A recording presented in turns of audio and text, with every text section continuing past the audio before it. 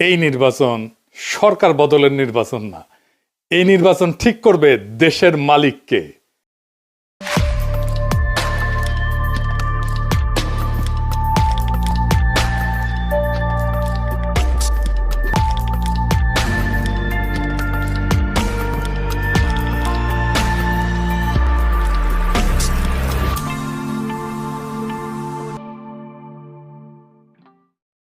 এগারো দলের নির্বাচনে ঐক্য হয়েছে, আলহামদুলিল্লাহ। এইটা আরো ভালোভাবে হইতে পারতো, কিন্তু হয় নাই। যাই হোক, অসুবিধা নাই। এই জোটকে এখন বিজয় হইতে হবে। বিজয়ী হইতে পারলে এটা বাংলাদেশের গেম চেঞ্জার হবে, ইতিহাস বদলায় যাবে, বাংলাদেশের রাজনীতি বদল হয়ে যাবে চিরজীবনের জন্য। বাংলাদেশের মানুষ সত্যিকারের আজাদি পাবে।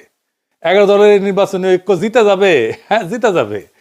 এইটা কওয়া যেতে পারে পিস অফ কেক, আপোষে ঘটতে পারে, যদি তারা রাইট স্ট্র্যাটেজি নিয়ে মাঠে থাকতে পারে। আর মাত্র 3টা সপ্তাহ। নতুন বাংলাদেশের দিশা দেখাইতে হইলে আপনার একদম নতুন স্ট্র্যাটেজি নিয়ে আগাইতে হবে। আমার স্ট্র্যাটেজি কলে ফুল প্রুফ, বন্দুকের গুল্লি মিস হইতে পারে, আমার স্ট্র্যাটেজি মিস হবে না। কিন্তু মুশকিলটা হইতেছে, আমি যেহেতু জোটের কেউ না, আমি তো হরিদাস পাল, তাই আমার এই ইউটিউব বানাই কইতে হইতেছে যে কেমনে এই স্ট্র্যাটেজিটা ইমপ্লিমেন্ট করবে। তাতে একটা মুশকিল আছে, এটা তো যায় না যাবে প্রতিপক্ষ। আসলে প্রতিপক্ষ যায় না যায় বা বুঝা যায় আপনি কোন স্ট্র্যাটেজি নিতেছেন, এটা প্রতিপক্ষের বুঝতে তো সময় লাগবে না, তাই না? একেবারে বেকুব না হইলে।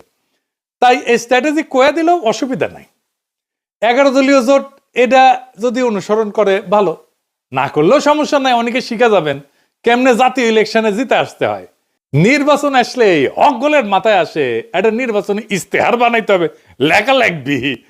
2018 সালের ইলেকশনে তখন ঐক্যফ্রন্টের ইলেকশন কাজ করতেছি লুকায় থেকে, মানে আন্ডারগ্রাউন্ডে থেকে। আমি ঐক্যফ্রন্টের বুঝাইতে পারলাম না যে ইস্তেহার একটা ভুয়া জিনিস। ইস্তেহার আপনারে ইলেকশনে জেতায় না, জেতায় অন্য কিছু। এই ভূখণ্ডের রাজনৈতিক ইতিহাসে 2টা নির্বাচন ফেনোমেনাল হয়েছে। একটা 70-এর নির্বাচন আর 91 নির্বাচন। একটা মুজিব জিতছিল, আর একটা জিতছিল খালেদা জিয়া। মুজিবের 70-এর নির্বাচনে জিতাইছিল কি কন্ত 6 দফা স্বায়ত্তশাসন, তাই না? 91 খালেদা জিয়া জিতাইছিল কি?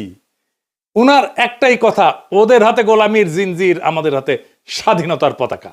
এই কথাটা, এই যে 6 দফা আর স্বাধীনতার পতাকা, এটা কি নির্বাচনী ইস্তেহারে লেখা ছিল? না, লেখা ছিল না। তাহলে এটা কি যা এত সিম্পল, এত ছোট, অথচ এত পাওয়ারফুল? কি এটা?